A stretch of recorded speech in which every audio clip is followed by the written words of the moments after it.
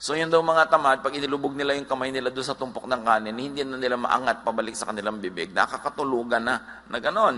In other words, wala silang natatapos. Ayaw nila mahirapan. A sluggard is wiser in his own eyes than 7 people who answer discreetly. At may isa pa na ugali ang mga tamad, they have very strong opinions. Alam nila. Magaling sila at sila ang tama. Magkakambal yan, yung katamaran at katigasan ng ulo. Ang tamad, yung kayang gawin, pero ayaw gawin dahil ayaw gumawa. O kaya, kayang gawin ng mas magaling, pero hindi ginagalingan para madalian. So kung tayo ay may kapansanan, may sakit, hindi katamaran yun. Ang tamad ay yung kaya, pero ayaw balikatin, ayaw gawin. But laziness had primitive adaptive function. Sa mga dami na nang nanuri niyang fenomeno ng katamaran, kanilang napagtanto na ang katamaran ay may magandang gamit noong unang panahon. In primitive societies, konti pa lang ang tao, mamitas ka lang ng bungang kahoy, kakain ka na, hanggang dumating yung development of hunting, na kung meron kang nahuli, kakainin mo ng maraming mga araw yon, hindi mo kailangan sobrang magtrabaho. In fact, hindi ka dapat sobrang magtrabaho. Kasi noon, pag naubos ang energy mo, hindi ka magsusurvive. May masasalubong kang mga wild animals sa daan, o may mga wild people, kailangan mong lumaban. You should conserve your energy. So, laziness had a primitive adaptive function, and one of that is to conserve energy. For competing for scarce resources, and for fighting or fleeing enemies and predators. Pero nung natapos na ang panahon na yon, primitive times of survival, na ang mahalaga lang sa tao ay kumain, wala nang iba, yung katamaran dapat na-outgrow na. Pero yung mga katamaran ng unang panahon na yon, it's because the creature that extends less energy on a day-to-day basis had a better chance at survival. Napaka-importante yun, yung least effort approach. But the least effort approach in modern times, in developed societies, will be very disadvantageous. Ang kailangan na to conserve energy is not to be tamad, but good planning. Good planning, not laziness, is now the best energy conservation scheme. Kaya sabi sa Proverbs 21:5, which obviously was written when society was already developed, the plans of the diligent lead to profit. So kung gusto mo magtipid ng energy, hindi na katamaran ngayon. Dapat magaling ka magplano. Para walang sayang na oras, walang sayang na investment, walang sayang na pagod.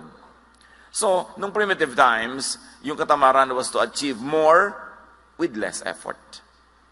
So there was a good time for it, but the Bible says for everything there's a season, and a time for every matter under heaven. Hindi ko mo good nung primitive times, good na as civilization developed.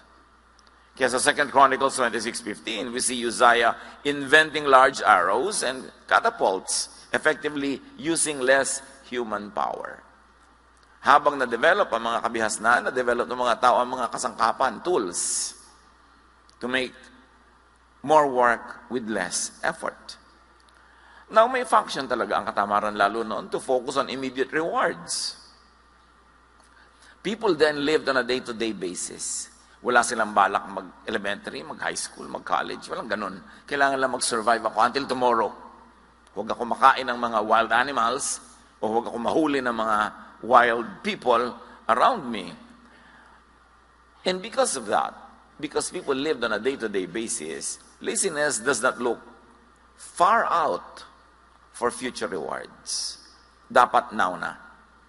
Kaya yung mga tao na primitive pa ang utak, o nasa primitive mode of thinking, walang plano yan sa future. They only want immediate pleasure. Kaya meron nagkaroon ng konting pera, one day millionaire, gagastahin lahat, sobra-sobrang kaluhuan, hindi bali na maghirap uli next week, nangungutang na naman. At yan ang problema mga kapatid, may mga tao na nasa modern times na tayo, nasa kuweba pa ang utak.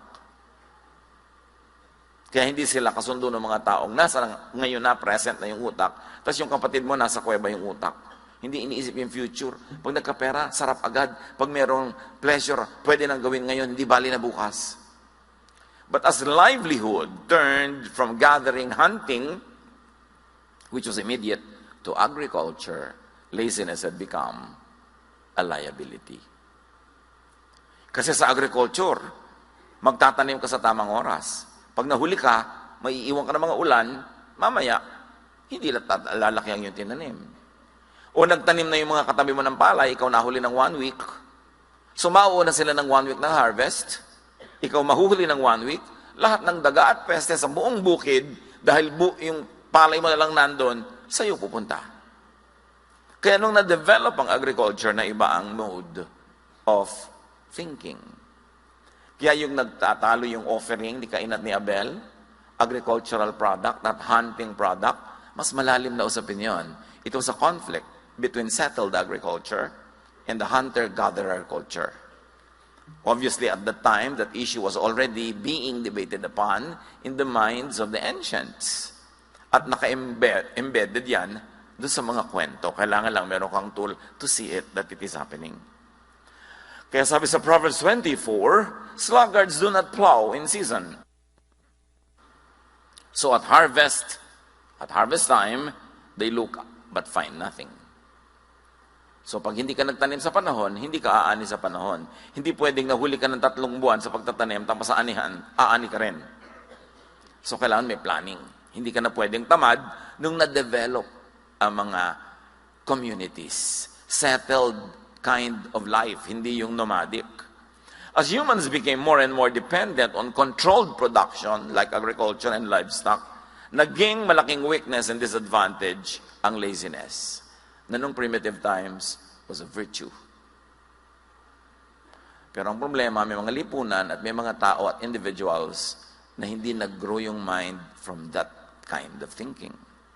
Kaya marami mga settlers sa iba't ibang mga bayan, dayo sila sa isang lugar, tapos may mga katutubo doon, ang reklamo nila lagi yung mga katutubo daw tamad compared to the settlers.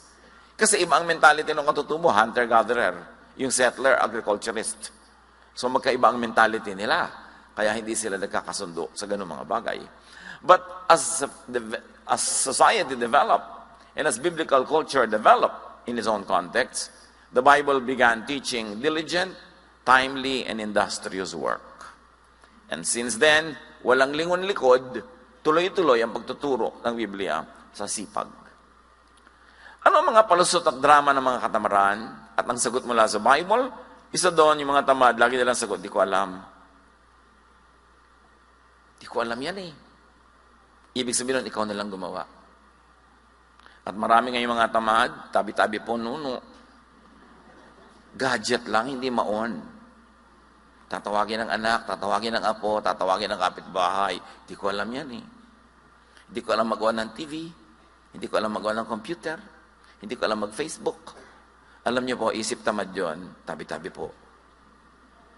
Hindi ko matanda na tayo, hindi na tayo matututo. Pag-aralan. Kasi kailangan kasabay ng panahon ang paglago ng ating isip. Yun naman kung gusto niyong sumabay sa technology. Kung ayaw niyo naman, walang pipilit sa inyo. Pero hindi pwedeng gusto niyo mag-technology tapos laging iba ang gumagawa. Learn it. Because that kind of mentality is a carryover of a primitive thinking and excuse. So, ganyan sa mga gadgets, ganyan sa mga electronics. Sabi ng Psalm 25, 4-5, show me your ways, Lord. Teach me your paths. Guide me in your truth and teach me. The general idea here is to be teachable. And what does it mean to be taught? It is to be taught something new. Because you don't need to be taught something old. So, pag teachable ka, willing ka laging alamin ang bago. Kaya, ang sabi ng iba, techie is the new sexy. Nung araw na primitive ang society, kailangan mo ng muscle para ipagtanggol ang mga babae sa mga leyon, sa mga tribal war. Sexy daw yung mga maraming muscle. Pero ngayon, ang sexy guys daw, yung magaling sa techie. Yung alam niya mag-photoshop, yung alam niya ganito yun, magpalipat-lipat. Yun na daw ngayon, ang kakit-akit na karunungan.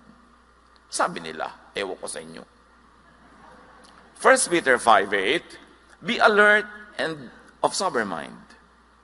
Your enemy, the devil, prowls around like a roaring lion looking for someone to devour. And if we may add, in the context of our discussion, to devour with laziness and with ignorance. Maraming paraan ng pag-atake sa atin ng lion. Basta anything that steals from you, that takes away growth or happiness or productivity, trabaho yon nung roaring lion. Proverbs 3:5-6. Trust in the Lord who commands work. Trust in the Lord with all your heart and lean not on your own understanding. In all your ways, submit to Him and He will make your paths straight to prosperity, if we can add. In other words, yung mga teaching na yan sa Bible, may particular truth yan doon sa context na tinuturo niya, pero may universal truth yan that you can apply to other particulars. Basta na-universalize mo muna. At nakikita natin yung universal value of these teachings now being applied to work ethic. Ano pa mga palusot?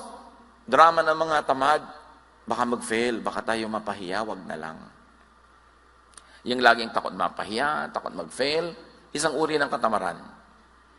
And because of that fear, you will be imprisoned and you will be in shackles and you will not be able to be free to do what must be done or to do what you could do. Kaya ang sabi ng Ecclesiastes 11:4, whoever watches the wind will not plant. Whoever looks at the clouds will not reap. Pag lagi ka daw natatakot mag-invest, natatakot ka magtanim, natatakot kang may simulan na project dahil baka hindi matuloy, baka sumama ang panahon, baka hindi mangyari ang gusto mo mangyari. Iyan ang mga kahit kailan ay hindi aani. Dapat willing ka na tumaya. You minimize the risks, you maximize the potential of success, but still, you should take risks. Kasali yun.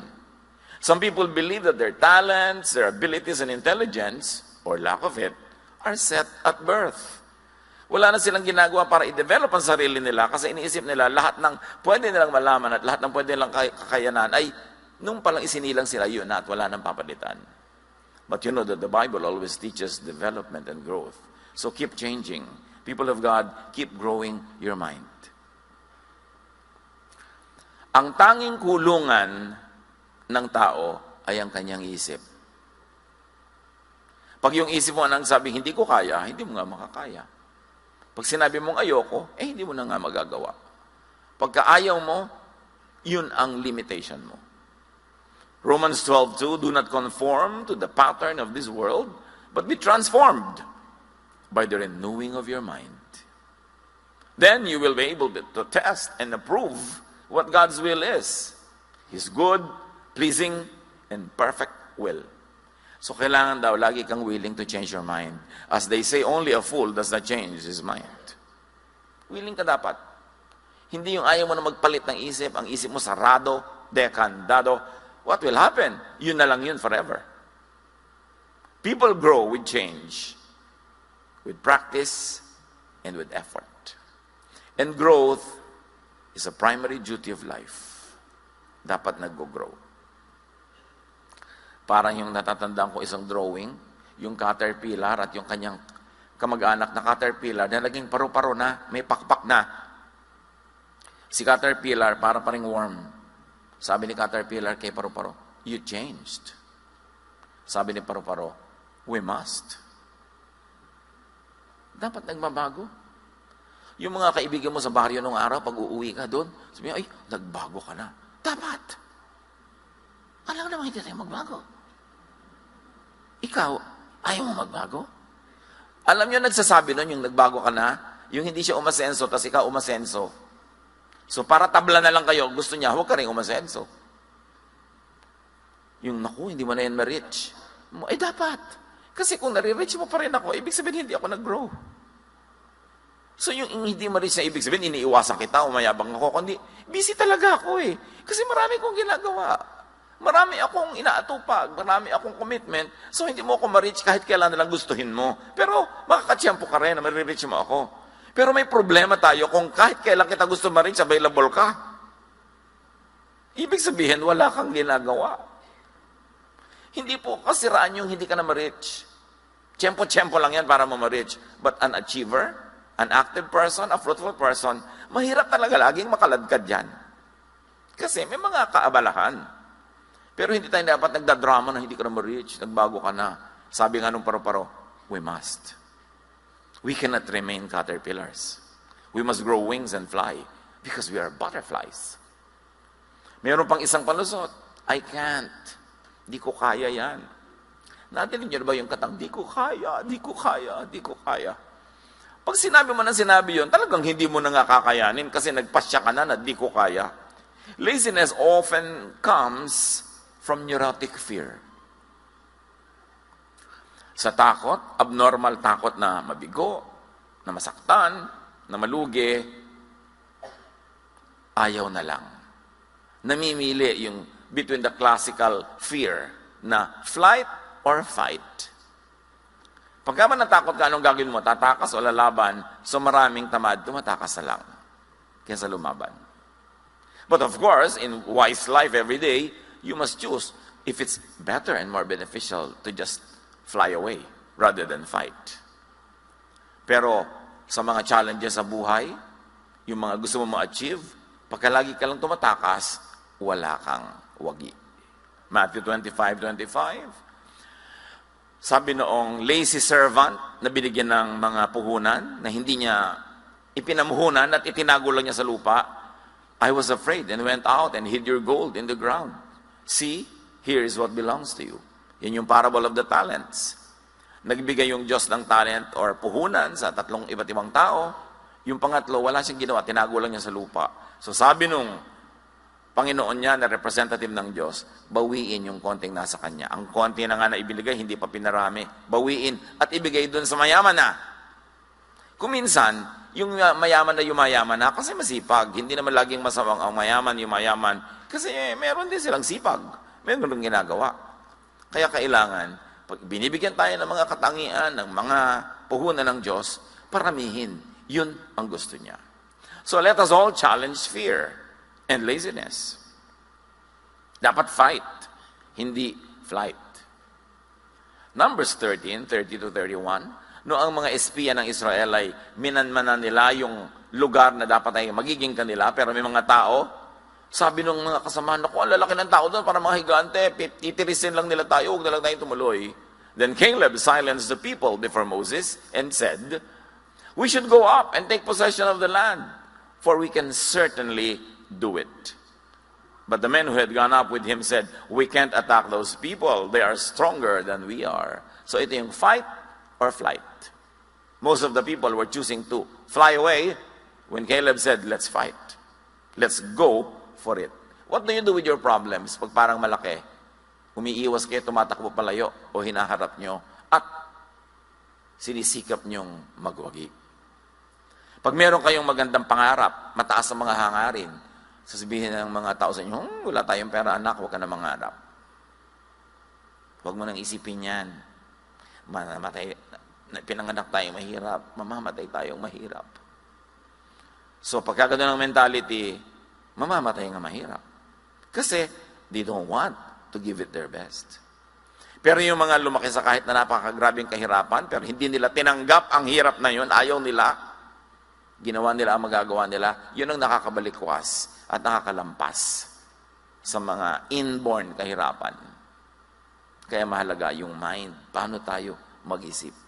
Meron naman isang drama ng mga tamad, kapagod, wag na lang. Marami ganyan, karpintero, may idinidescribe kang gawin. Sabi, sir, ang hirap naman yan, dalian na lang po natin. Sa mahirap nga, triple ang bayad. Gusto mo madali, sa madali na lang po. Ano mangyayari sa buhay niya? Ayaw mapagod. Kasi ang tamad, ayaw mapagod. Alam niyo kung anong motto ng mga tamad? Di bali ng tamad, hindi naman pagod. Baka yan ay inyong memory verse. Life verse. Di bali ng tamad, hindi naman pagod. Nakita ko yan sa kwarto ng isang dati kong katulong sa bahay. Hindi ko naman ugaling magsusuot sa mga kwarto nila, pero minsan, nung wala na siya, umalis na, dahil may iba nang ginawa sa buhay, di nagpalinis ako, nakalagay sa dingding niya, di bali ng pagod, di naman tamad. Di bali ng tamad, di naman pagod. Kaya ito pala yung motto niya, kaya laging araw-araw kami may tunggali. Proverbs 24:30-31, I went past the field of a sluggard, past the vineyard of someone who has no sense. Thorns had come up everywhere. the ground was covered with weeds, and the stone wall was in ruins. Sabi niya, dumaan ako sa property ng isang tamad. Walang utak. Gano'n, naku, puro dawag, puro tinik, puro damo, at giba-giba ang kanyang pader. Ganon daw pagtamad. Pero kahit naman sa kasipagan, mga kapatid, huwag OA, don't exceed limits. Kahit yung mga paggawa ng mabuti, paglilingkod, dapat may pahinga ka rin, ha? Huwag naman yung extreme. Mark 6:31, no ang mga disipulo ng Panginoon ay hindi makapagpahinga, hindi makakain dahil sa dami ng pinaglilingkuran, subalit napakaraming taong dumarating at umaalis at hindi na nila makuhang kumain. Kaya't sinabi ni Jesus sa mga alagad, magpunta tayo sa isang lugar na kung saan maaari tayong makapagsarilinan at upang makapagpahinga kayo kahit na kaunti. Ganyan kung gaano kabait si Jesus. Pinaglilingkuran ng kanyang mga alagad yung mga tao, pero sa magpahinga muna tayo, iwan muna natin sila. Doon sa tayo-tayo lang para kayo makapagpahinga. So huwag naman tayong extreme sa sipag, kahit pa nga sa mga gawain ng Diyos. Kasi ang Diyos nga nagturo ng pahinga. On the seventh day, we should all rest. Isa pang drama ng mga katamaran yung, hayaan na, sige na lang. Ecclesiastes 10:18, through laziness, the rafter sag, because of idle hands, the house leaks. Pag daw tamad yung tao, lumulundo na yung mga bubong niya, tumutulo na mga bubong, wala lang. Sige lang, okay lang. At hindi dapat ganon. Ganon din sa katawan. You maintain the house, but you also maintain the temple of the Holy Spirit, which is the body.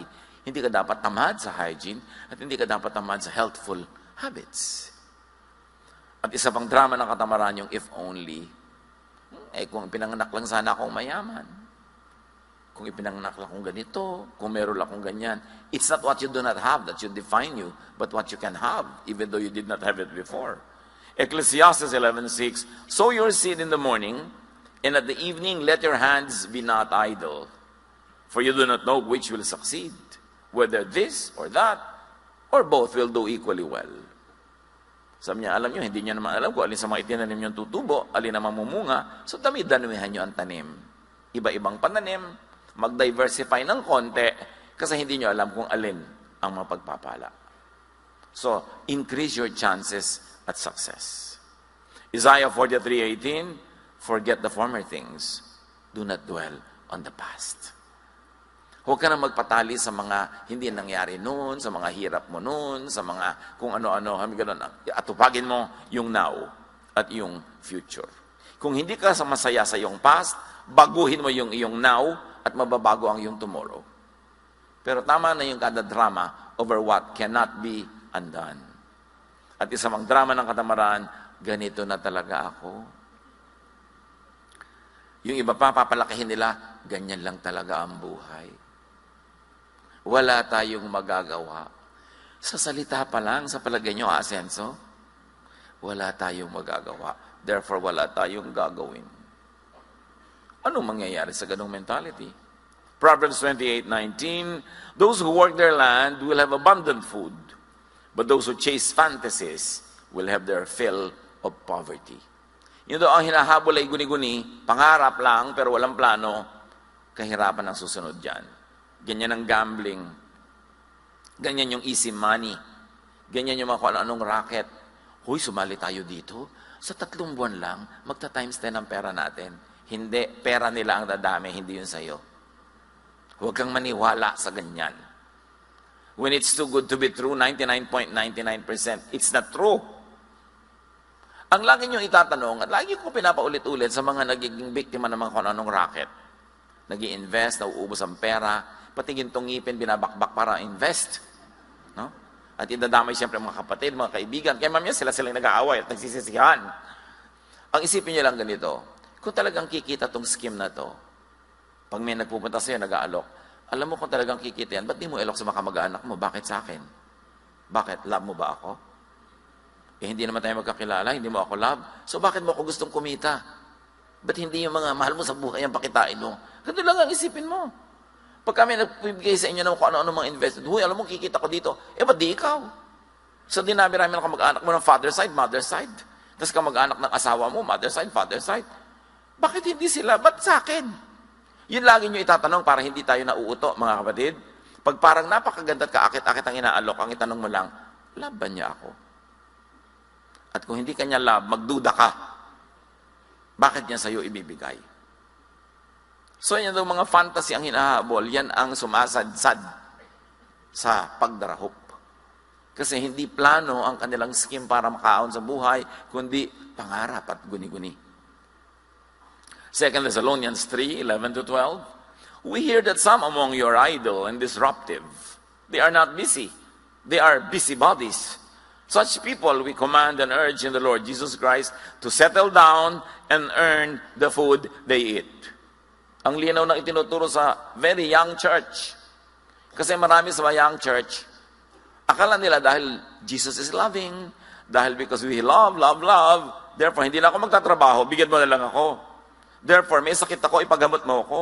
Therefore, nangangailangan ako, ibigay mo na ibigay. Ang daming abusadong Christian. Kasi akala nila, ganun ang ibig sabihin ng God's love. Kaya marami sa mga churches, pagka medyo may kaya ka, tapos may sister, diba? Mag-isip-isip ka, diba? Kamala ka na niya utangan next week. Yung pa-sweetie pie sa'yo, diba? Sister.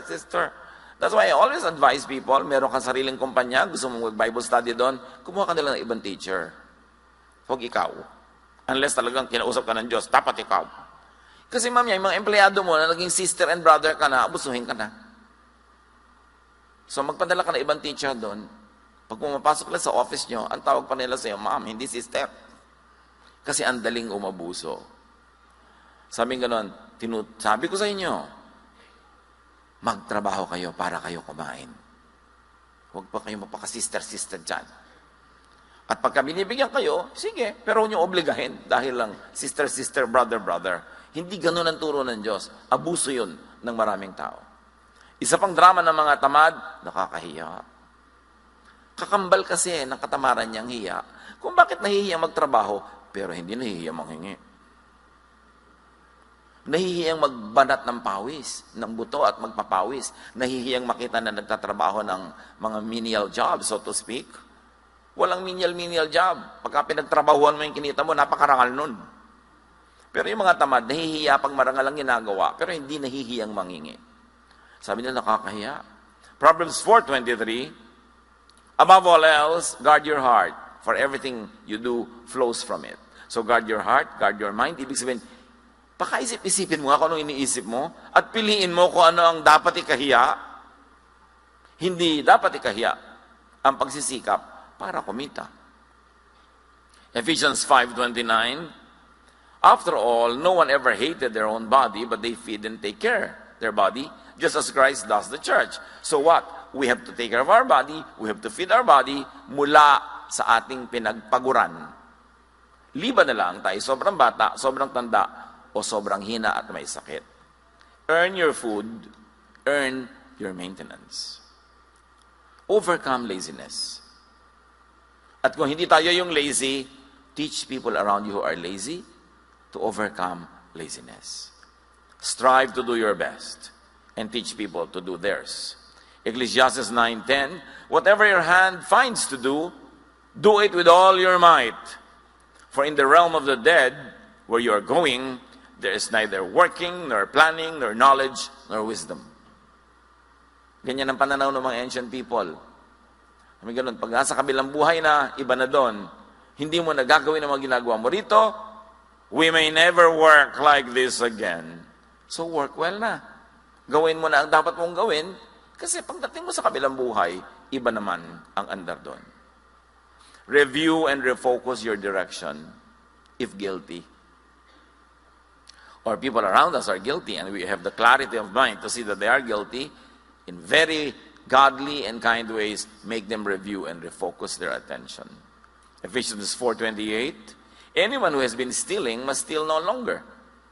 And let's apply it and extend it. Anyone who has been begging, anyone who has been asking, must not do that anymore, but must work, doing something useful with their own hands, that they may have something to share with those in need. So ang itinuturo dito, make your ambition to earn enough for yourself and to earn more than enough so that you will have something to give to people who cannot, on their own situation, earn their keep. At mga kapatid, value your work. Yung mga iba na Monday na naman, may pasok na naman, mag-resign ka. Naku, pasok ka na naman, di huwag ka pumasok. Hirap ka mag-apply dyan. Tapos nung natanggap ka, puro work ka naman. Pag binibigyan ng work sa trabaho, make it your privilege. May mga waiter na pagka mga medyo gabi-gabi na, ayaw na mag-serve, mga tamad na. O di, magsara na kayo. Gusto niyo malugi yung honor niyo para hindi na kayo kumita. Yan ang dapat may malasakit ka kung empleyado ka. Kasi yung, alam niyo ba na may mga dakila namang tao that they keep their business only to keep their employees. Hindi naman lahat dahil para lang kumita. Meron din silang kawawa ng mga empleyado, tuloy natin kahit ang liit-liit ng ROI natin dito. May mga ganun. Mahalin niyo ang trabaho. Value your work. Because work is a gift from God.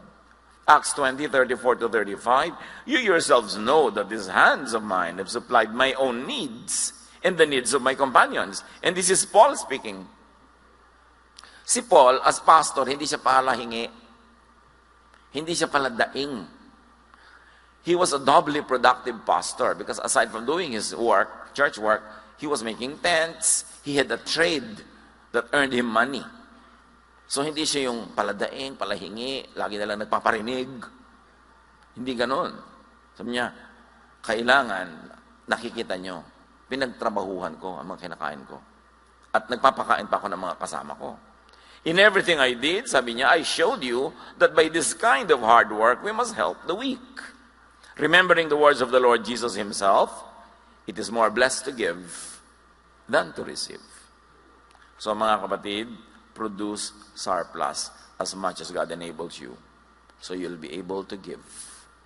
But rest well and rest enough. Kasama ng tunay na trabaho ang pahinga. Kasi pag hindi ka nagpahinga, bukas yung trabaho mo walang kwenta. So dapat nagpapahinga ang tao. Hebrews 4:10, for anyone who enters God's rest also rests from their works, just as God did from His. To be able to work again. Ang matalinong employer gives enough time of rest kasi quality ang trabaho ng kanyang mga workers. If not coming from genuine love, at least you must be wise that a rested worker works better. Overcome laziness and keep track of your improvements and progress. Hebrews 6:12. We do not want you to become lazy, but to imitate those who, through faith and patience, inherit what has been promised. And this is spiritual and practical laziness being discussed here. So, sabi nga nila, be sipag. Kailangan masipag tayo. Don't be tamad. Proverbs 19:15, ang taong tamad ay laging nakatihaya, kaya't siya'y magugutom, walang panlagay sa sikmura. Take note, meron din mga lagi nakataob. No? Kasi nakataob sila mahiga. So ano lang yan? Figure of speech. May mga tamad, lagi na lang nagpapahinga, hindi naman pagod. Bakit pahinga ka ng pahinga? Teach the lazy to be sipag. Huwag konsentihin. Huwag premyuhan. At dito magaling ang maraming ina sa bayang Pilipinas. Nagpe-premyo sa mga anak na tamad. At ang pinarurusahan, mga anak na masipag. Anak, kawawa naman yung kapatid mo. Nakabuntis.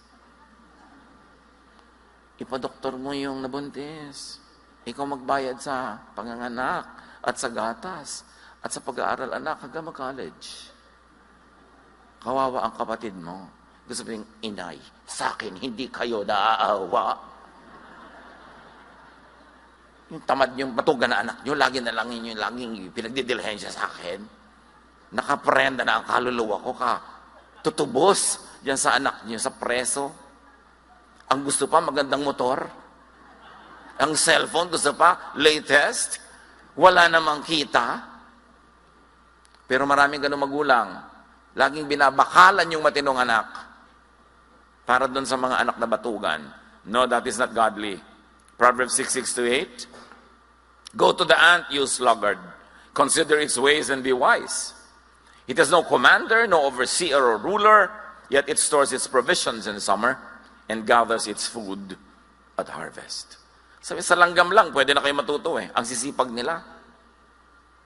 So dapat ganun din ang tao. Higit pa ron. Reward kasipagan, do not reward katamaran. Kaya maraming tamad kasi maraming konsentidor. Subukan yung magutom yan pagka hindi talaga nagtrabaho. Pero lagi natin sinasagip sa mga pagkakalunod nila na sila naman ang tumatalon sa tubig. Lagi nating inililigtas sa mga problemang sila ang gumagawa. Lagi nating inilalayo sa mga pagsisingil sa kanila na mga inutangan nila. At ang ating ipinapahamak, ginagasgas, inaabuso, yung matitinong miyembro ng ating pamilya. That is not godly. 2 Thessalonians 3:10, nang kami ay kasama pa ninyo, ito ang itinuro namin sa inyo, huwag ninyong pakainin ng sino mga ayaw magtrabaho. Sa Bible galing yan ha. Ba't ninyo isulat sa Manila paper, pentel pen, at ilagay nyo sa inyong dingding? Yung mga anak nyo ba ito, ganayan ng ulam? May binigay ka bang pamalengke? Wala. Ayan, daliri mo, ipalaman mo sa tinapay, anak. Hindi ka naman nag-entrega, hanap ka pa ng hanap ng ulam. Kasi kinukonsente. Charity is to give to the needy. Pero hindi lang tayo called to be charitable, we're also called to be just. Justice is to give to the deserving. Yan ang drama ng lahat ng politiko natin eh. Laging give to the poor. Wala pa ako narinig sa politiko na give to the deserving. Lagi nilang gustong hututin yung tax na binabayad ng middle class na overtax and overwork para ipamigay sa mga hindi nagbabayad ng tax. Although yung iba naman talaga dahil sa hirap, hindi tuloy makabayad. So may mga deserving talagang tulungan, pero hindi lagi tayong romantic to always give to the needy, forgetting to give to the deserving. Sa mga anak ninyo, mga kamag-anak ninyo, mga empleyado nyo, yung deserving huwag niyong pabayaan. Although meron pa rin tayo siyempre charities, we give to the needy who cannot on their own power and energy feed themselves. Because they are too young, too old, or too sick. Pero ang laki-laki ng katawan, napakabatugan, gym ng gym, nagpapabili pa sa'yo ng supplements. Tapos pinapagalaw-galaw niya yung mga muscle niya na ganyan na hindi naman kumikita. Sana napagkakakitaan yung gaganon-ganon na muscle, no? Importante, huwag tayong konsentidor sa tamad. Huwag tayong extremely charitable that we forget to be just. Ecclesiastes 7:18, whoever fears God will avoid all extremes. Father, teach us to be balanced in our thinking. Sa pagbibigay namin sa needy at sa worthy. Sa aming pagkita at paggastos, maging balanse ang aming isip. At lagi namin pahalagahan ang sipag. Tumulong kami sa tunay na nangangailangan at hindi kayang tulungan ng mga sarili nila, pero turuan mo kami, Lord.